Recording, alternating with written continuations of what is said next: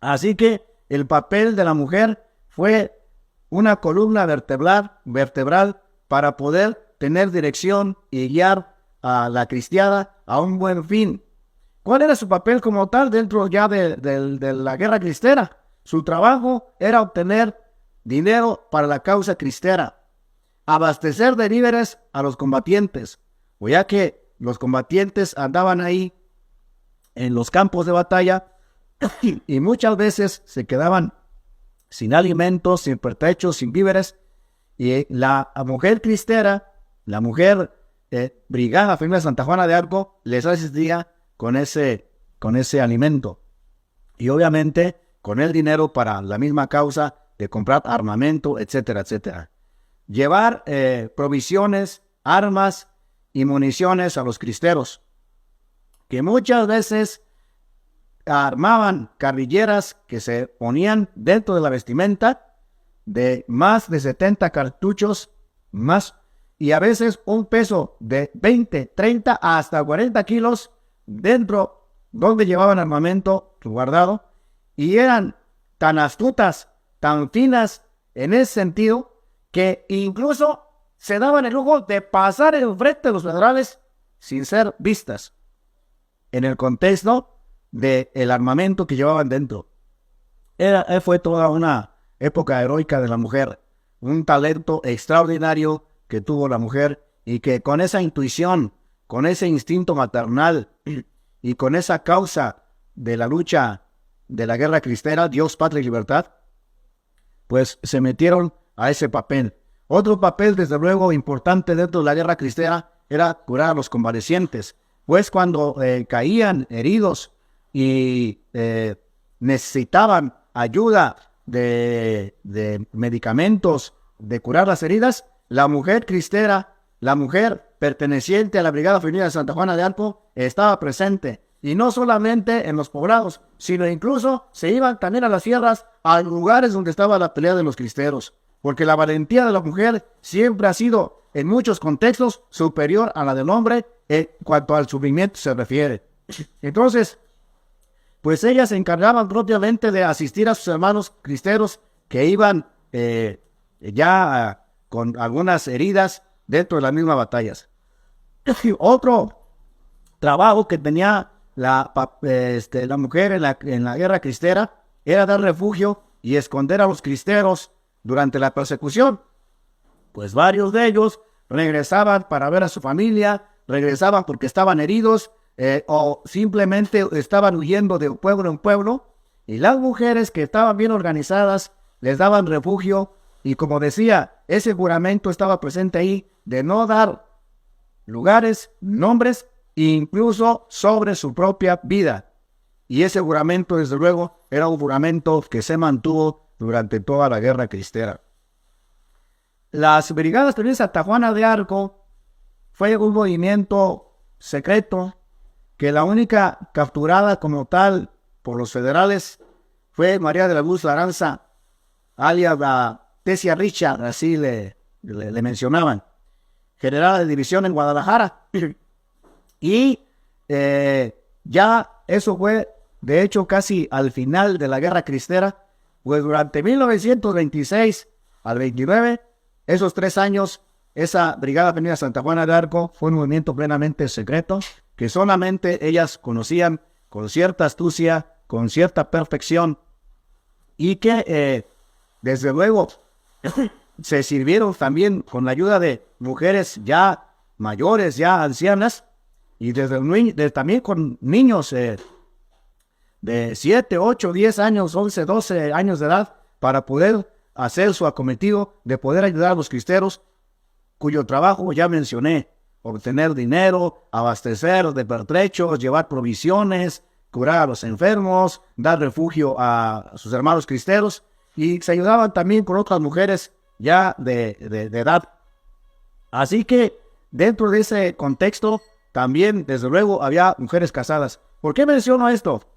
Muy sencillo, porque la mayoría de las mujeres como tal pertenecientes a las Brigadas Femeninas de Santa Juana de Arco estaban entre los 15 y 25 años de edad, es decir, en su plena juventud, y más de edad no había dentro de ninguna de las que estaban como teniente o sargento, ninguna de ellas tenía más de 30 años. Todas ellas eran jovencitas propiamente que tenían la capacidad de su juventud y de poder entregar su vida por Dios y por la patria. Llegaron a existir 26 brigadas completas de 750 afiliadas y 36 brigadas menores de 100 a 250 miembros. Entonces, pues esas brigadas eran dirigidas por mujeres que, como ya mencioné, no pasaban de los 30 años de edad.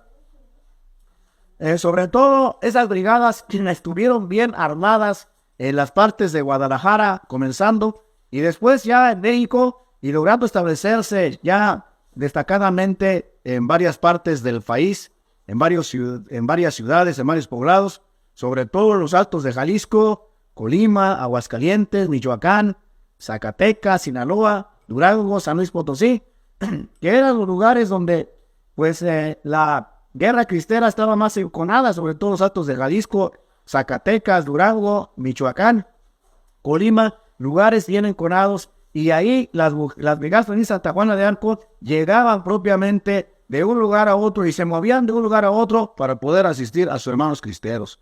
Entonces fueron todas unas heroínas dentro de las páginas de la historia de la guerra cristera. Su valentía y la audacia de estas mujeres llegó a ser tal que eran capaces, como dije, de poder organizarse en los ayuntamientos, a hacer bailes donde a veces llegaban los federales y ahí sacaban propiamente información para poder llevarle a sus hermanos cristeros. Ahí, en los mercados, con sus canastas de mandado, abajo escondían propiamente el armamento, desde luego, pistolas, revólver, carabinas, balas, etcétera, etcétera. Eran todas unas mujeres que, como dije, a veces tenían carrilleras dentro, que llegaban a llevar incluso hasta 500, 700 cartuchos, 3 veces más que lo que cargaba un federal en plena batalla. Así que, pues estas mujeres eran tan astutas que incluso llegaron a las mismas fábricas militares de la capital en donde estaba el armamento, y a través de algunos católicos que estaban ahí, pudieron llegar directamente para comprar armamento ahí. Estas brigadas feministas de Santa Juana de Arco pues eran todas unas heroínas. No podríamos mencionar a todas de manera general porque el tiempo no los apremia, pero de las más reconocidas podemos mencionar a Celia Gómez, a Sara Flores, a Carmen Macías, a María de la Luz Aranza, que eran de las que estaban al frente. Sin lugar a dudas, la maestra Antonia Castillo, que cuando se impuso la ley Calles, ella se negó a seguir participando como maestra y siguió dando clases de manera particular a favor, desde luego, del contexto religioso. Por cierto que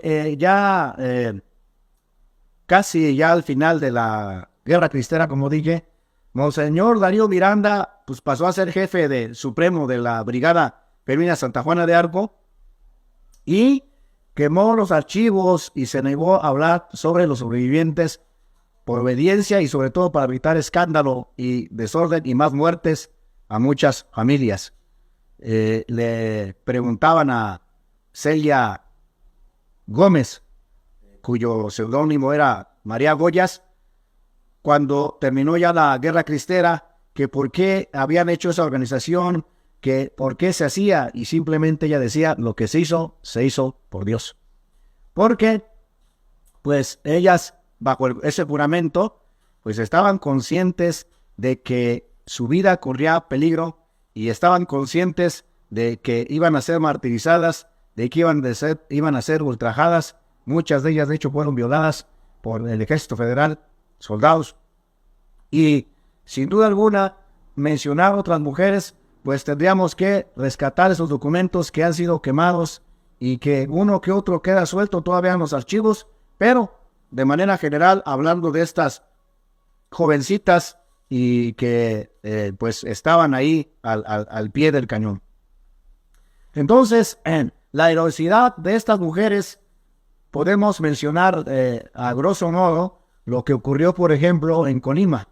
Varias muchachas fueron violadas, torturadas y asesinadas precisamente por negarse a dar informes, por negarse a dar nombres, por negarse a dar información sobre la organización que tenían los cristeros.